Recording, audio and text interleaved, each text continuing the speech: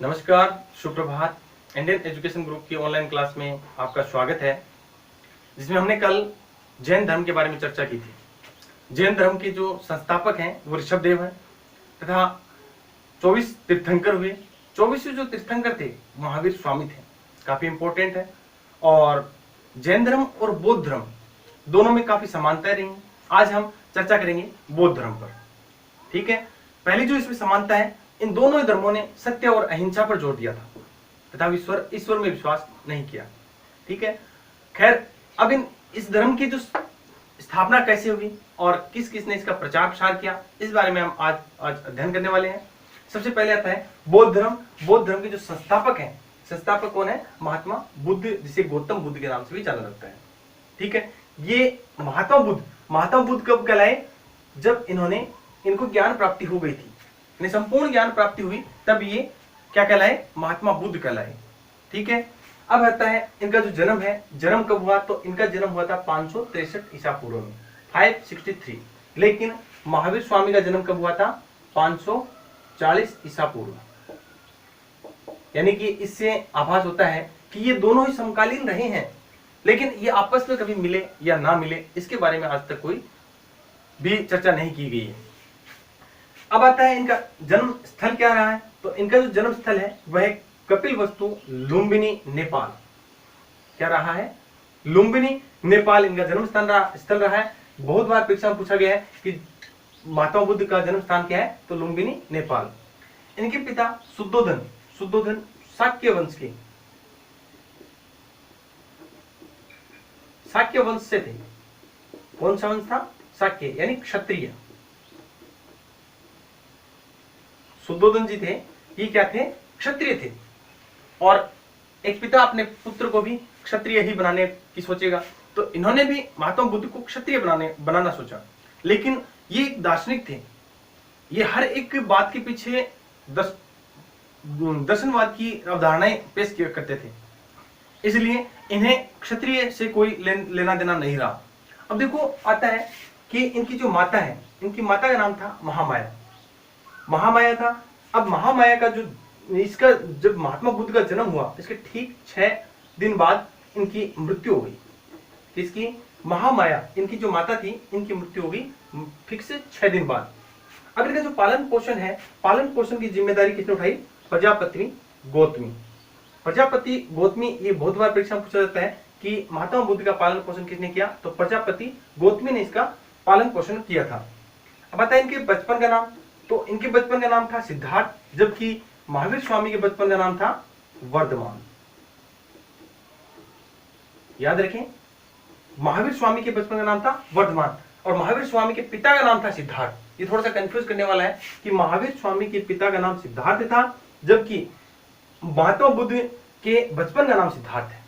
ठीक है, अब आता है इनकी पत्नी का नाम। तो इनकी पत्नी का नाम क्या था? यशोदा, जबकि महावीर स्वामी की पत्नी का नाम था यशोधरा, इसकी पत्नी का है, और उसकी पत्नी का नाम था यशोदा। ये भी कंफ्यूज करने वाला है कि वर्तमान महावीर स्वामी हैं, उनके जो पत्नी है उनका नाम यशोदा था, जबकि महात्मा बुद्ध हैं, उनकी पत्नी का नाम यशोधरा रहा है। अब आता है इनके पुत्र का नाम। तो इनके पुत्र का नाम राहुल था। महात्मा बुद्ध के पुत्र का नाम क्या था? राहुल। अब आता है नेक्स्ट क्वेश्चन, इन्हें जो गृह त्याग किया, कितने वर्ष की अवस्था में किया? तो इन्होंने 29 वर्ष की आयु में गृह त्याग किया। याद रखें, यह भी कंफ्यूज करने वाला है। महावीर स्वामी ने 30 वर्ष की अवस्था में किया था। महावीर स्वामी ने जो गृह त्याग किया वो कितने वर्ष की अवस्था में किया था? 30 वर्ष की अवस्था में, जबकि इन्होंने 29 वर्ष की अवस्था में ही गृह त्याग कर दिया। अब कई बार पूछा जाने वाला बहुत ही इंपॉर्टेंट क्वेश्चन है कि महात्मा बुद्ध के द्वारा जो गृह त्याग की घटना है वह क्या कहलाती है? तो याद रखना, महाभिनिष्क्रमण। महात्मा बुद्ध के द्वारा गृह त्याग की घटना क्या कहलाती है? महाभिनिष्क्रमण कहलाती है। बहुत ही इंपॉर्टेंट है, इसे अच्छे से याद रखना कि महात्मा बुद्ध के द्वारा गृह त्याग की घटना है वह क्या कहलाती है? महाभिनिष्क्रमण कहलाती है। ठीक है, अब आता है इनको ज्ञान प्राप्ति, कि महात्मा बुद्ध को ज्ञान प्राप्त कहां हुआ? तो महात्मा बुद्ध को ज्ञान प्राप्त हुआ था 35 वर्ष की अवस्था में। 35 वर्ष की अवस्था में इन्हें ज्ञान प्राप्त हुआ, जबकि महावीर स्वामी को 42 वर्ष की अवस्था में ज्ञान प्राप्त हुआ था। ये भी कंफ्यूज करने वाला है। महावीर स्वामी को 42 वर्ष की अवस्था में, जबकि महात्मा बुद्ध को 35 वर्ष की अवस्था में ज्ञान प्राप्ति हुई थी। अब इनको ज्ञान प्राप्ति कहां हुई? तो ज्ञान प्राप्ति हुई थी बोध गया बिहार में। बोध गया बिहार में इन्हें ज्ञान प्राप्ति हुई थी। नदी का नाम था निरंजना। नदी के तट पर पीपल का वृक्ष था। कौन सा वृक्ष था? पीपल का वृक्ष, जो बाद में क्या कहलाया? बोधि वृक्ष कहलाया। पीपल के वृक्ष के नीचे इन्हें ज्ञान प्राप्ति हुई थी, जो बाद में क्या कहलाया? बोधि वृक्ष। ठीक है। महावीर जो स्वामी है उनका उनको ज्ञान प्राप्ति हुई थी ऋजुपालिका नदी के तट पर। ठीक है। और शाल के वृक्ष के नीचे हुई थी। इनकी जो ज्ञान प्राप्ति है बोध गया बिहार, निरंजना नदी और पीपल का वृक्ष। लेकिन याद रखें, ये जो पीपल का वृक्ष है, इसको कटवाया था एक शासक ने। एक शासक ने इस वृक्ष को बाद में कटवा दिया था। जो शासक थे गौड़ वंश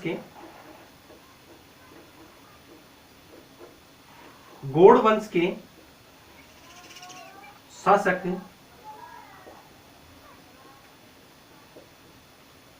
शशांक ने इस वृक्ष को कटवा दिया गया था। यह भी बहुत बार परीक्षा में पूछा जाता है कि जो बोधि वृक्ष है, उस बोधि वृक्ष को किस शासक ने कटवाया? तो गौड़ वंश के शासक शशांक ने इस वृक्ष को कटवा दिया है। बौद्ध धर्म में इन्होंने प्रथम प्रवचन कहां दिए? तो इन्होंने जो प्रथम प्रवचन दिया था वह दिया था सारनाथ में। सारनाथ में। अब ये प्रथम प्रवचन की जो घटना है वह क्या कहलाती है? याद रखें, धर्म चक्र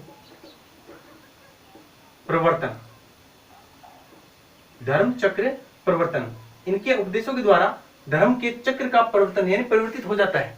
ठीक है। याद रखें, ये भी क्वेश्चन बहुत बार पूछा जाने वाला क्वेश्चन है कि महात्मा बुद्ध के द्वारा प्रवचन या फिर उपदेश देना क्या कहलाता है? तो धर्म चक्र परिवर्तन कहलाता है। प्रथम उपदेश दिया था कहां पे? सारनाथ में। ठीक है। प्रथम प्रवचन कहां रहे थे इनके? सारनाथ में। अब आता है इनको मानने वाले जो शासक हैं, अनुयायी शासक हैं, वो कौन कौन थे? बिंबिसार, प्रसेनजीत, अशोक से संबंधित तो इन्होंने इनके धर्म का खूब प्रचार प्रसार भी किया था। इन्होंने अपने पुत्र महेंद्र व पुत्री संघमित्रा को श्रीलंका भेजा था प्रचार प्रसार के लिए, यानी बौद्ध धर्म के प्रचार प्रसार के लिए। इन्होंने कहां भेजा था? अपने पुत्र महेंद्र और पुत्री संघमित्रा को कहां भेजा था? श्रीलंका भेजा था। ठीक है। अब आता है इनके जो उपदेश थे, उनके उपदेश थे पाली भाषा में थे। और इससे संबंधित एक क्वेश्चन रह गया अपना कि इनके जीवन का अंत कब होता है? 483 ईसा पूर्व। 483 ईसा पूर्व कुशीनारा बोल दो, चाहे कुशीनगर बोल दो। कुछ बुक्स में आपको कुशीनगर भी मिलेगा, कुशीनारा या कुशीनगर, जो कि वर्तमान स्थिति कहां है? जो यूपी है, यूपी के देवरिया जिला। इसका जो मृत्यु हुई थी या इनका जीवन का अंत हुआ था वो कहां हुआ? कुशीनगर, वर्तमान स्थिति उत्तर प्रदेश के देवरिया जिले में। अब इनका जो जीवन का अंत है, ये घटना भी क्या कहलाती है? ये भी बहुत बार पूछा जाने वाला क्वेश्चन है कि इनके जो जीवन का अंत है वह क्या कहलाता है, या मोक्ष प्राप्ति क्या कहलाती है? महापरिनिर्वाण।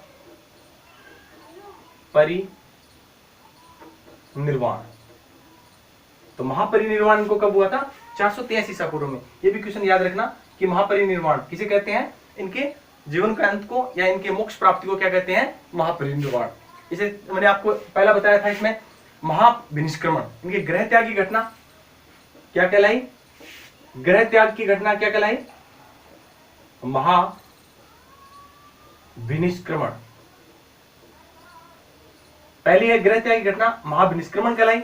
और इसमें इनका जो प्रथम प्रवचन थे, इनके जो उपदेश थे वह क्या कहलाते हैं? धर्म चक्र परिवर्तन। और इनका जो मोक्ष प्राप्ति है वह क्या कहलाती है? महापरिनिर्वाण। ठीक है। अब आता है इनके उपदेशों की भाषा पाली रही है, जबकि महावीर स्वामी के जो उपदेश थे उनकी भाषा क्या रही है? प्राकृत भाषा रही है। ठीक है। ये भी क्वेश्चन थोड़ा सा कंफ्यूज करने वाला है, तो थोड़ा याद रखना। अब इनके जीवन संबंधित 4 आर्य सत्य हैं। पहला दुख समुदाय, दुख निरोध गामिनी प्रतिपदा। यानी कि दुख कैसे होता है, संपूर्ण संसार दुख में है। ठीक है, अब इन्होंने जो ग्रह त्याग किया था उस वक्त भी इनको ये सांसारिक दुखों को देखकर ही इन्होंने ग्रह त्याग किया था। इनके जब इन्होंने ग्रह त्याग किया तो 4 घटनाएं बहुत इंपॉर्टेंट आती हैं। पहले आती है एक वृद्ध व्यक्ति को देखा, एक वृद्ध व्यक्ति को देखा, उसके बाद एक रोगी को देखा, फिर उसके बाद में एक मृत व्यक्ति को देखा, और अंतिम चौथा जो देखा उन्होंने देखा एक सन्यासी को। तब इनके मन में एक सवाल आया कि ये संपूर्ण दुखी हैं लेकिन एक सन्यासी है, ये मस्त मौला, ये खुश मिजाज क्यों है। तब इनके मन में आया कि जो सांसारिक दुखों से मुक्ति अगर पानी है तो व्यक्ति को क्या बनना है, एक सन्यासी बनना है, और सन्यास के माध्यम से ही हम वास्तविक सत्यता का पता कर सकते हैं। ठीक है, ज्ञान प्राप्ति कब कर सकते हैं, एक सन्यास जीवन यापन करके। सन्यास जीवन यापन इन्होंने 29 वर्ष की अवस्था में किया और इन्हें 35 वर्ष की अवस्था में ज्ञान की प्राप्ति हो गई। ठीक है, अब आता है क्वेश्चन कि इनके अष्टांगिक मार्ग, अष्टांगिक मार्ग में आता है 8 जो मार्ग हैं जिनके माध्यम से मोक्ष मिलता है। वह 8 मार्ग क्या है। पहला सम्यक दृष्टि, दृष्टि यानी हमारा जो नजरिया है, ये नजरिया कैसा है, अच्छा होना चाहिए। एक दूसरे के प्रति हमारा जो दृष्टि है, हमारा नजरिया है, वह क्या होना चाहिए, अच्छा। सम्यक का अर्थ क्या होता है, अच्छा।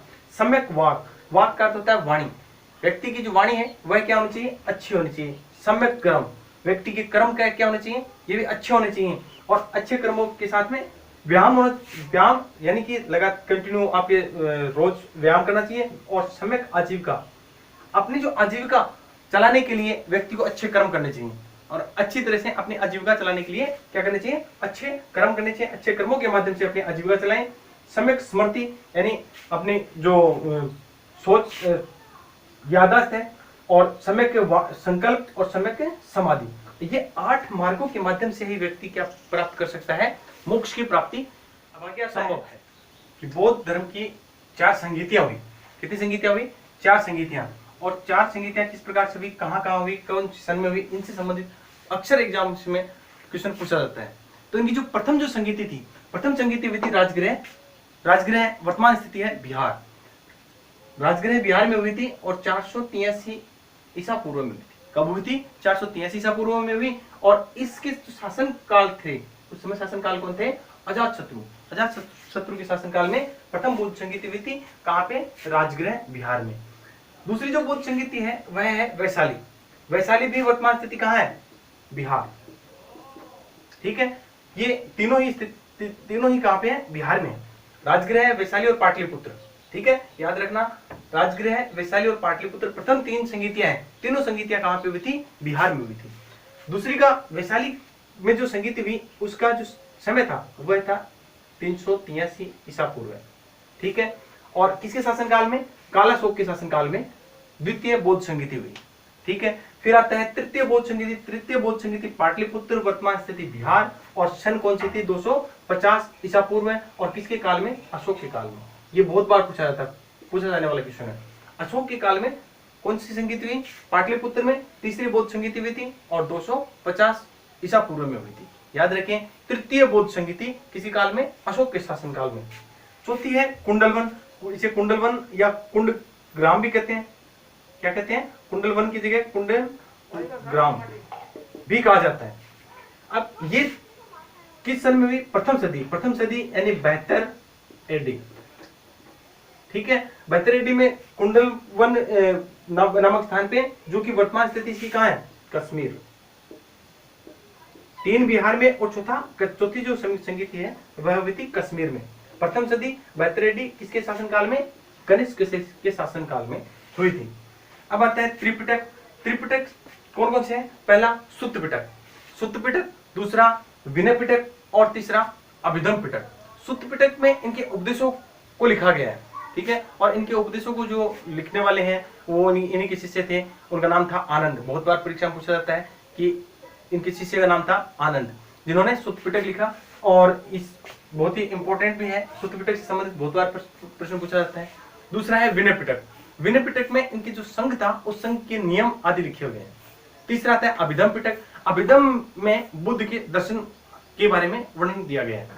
अब आता है इसके कौन कौन से संप्रदाय हुए, तो इनके जो बौद्ध धर्म था, इनकी मृत्यु के बाद में 2 संप्रदाय में विभक्त हो गया। पहला महायान, दूसरा हीनयान। याद रहे जो महायान था, महायान ने ही मूर्ति पूजा प्रारंभ कर दी थी। देखो महात्मा बुद्ध थे, ये मूर्ति पूजा के विरोधी थे, लेकिन इन्हीं के जो संप्रदाय के इन्हीं के अनुयायी थे, उन्होंने इनकी ये मूर्ति बनाकर उसी की पूजा प्रारंभ कर दी। ठीक है, याद रहे जो कनिष्क थे, उन्होंने भी जो संप्रदाय अपनाया था वह था महायान। कौन सा संप्रदाय अपनाया था? महायान। और एक आते हैं हर्षवर्धन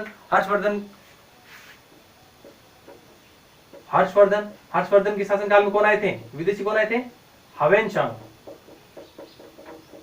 आए थे, और इन्होंने भी जो संप्रदाय अपनाया वह कौन था? महायान संप्रदाय को अपनाया था। ठीक है, अब आता है इसके 3 आधार स्तंभ। बौद्ध धर्म के 3 आधार स्तंभ है, बुद्ध, धम्म और संघ। बहुत बार पूछा जाता है ये क्वेश्चन भी कि बुद्ध, धम्म और संघ ये 3 आधार हैं। पहला है बुद्ध में इसके संस्थापक से संबंधित विवरण दिया गया है। धम्म में इनके उपदेश हैं, और तीसरा है संघ में बौद्ध भिक्षु और भिक्षुणियों के बारे में वर्णन किया गया है। ठीक है, ये था आपका बौद्ध धर्म। और इसमें एक और चीज याद रखना कि इनके जो जीवन से संबंधित वैशाख पूर्णिमा का बहुत अधिक महत्व रहा है, क्योंकि इनका जन्म हुआ वह भी वैशाख पूर्णिमा के दिन ही हुआ था, और इनकी मृत्यु हुई वह भी वैशाख पूर्णिमा के दिन ही हुई, और इन्हें जो ज्ञान प्राप्ति हुई थी वो भी किस दिन हुई थी? वैशाख पूर्णिमा के दिन प्राप्त हुई थी। याद रहे ये अपने धर्म प्रचार में 12 में से 9 महीने ये धर्म प्रचार किया करते थे। जो 3 महीने होते हैं, जो बसंत ऋतु के अर्थात वर्षा ऋतु के जो होते थे, उनमें ये विश्राम किया करते थे। बाकी 9 महीने लगातार ये चलते रहते थे। कौन है? महात्मा बुद्ध। ठीक है, और इन्होंने वेदों को नकारा था, और ये जो भेदभाव थे इनसे परे थे, भेदभाव नहीं चाहते थे। ठीक है, ये था आपका बौद्ध धर्म, और इसके संबंधित मैंने आपको क्वेश्चन है वो पीडीएफ के द्वारा उपलब्ध करवा दिए गए हैं, और जो क्वेश्चन रहे हैं वो आपको पीडीएफ में मिल जाएंगे। आज के लिए इतना ही, धन्यवाद।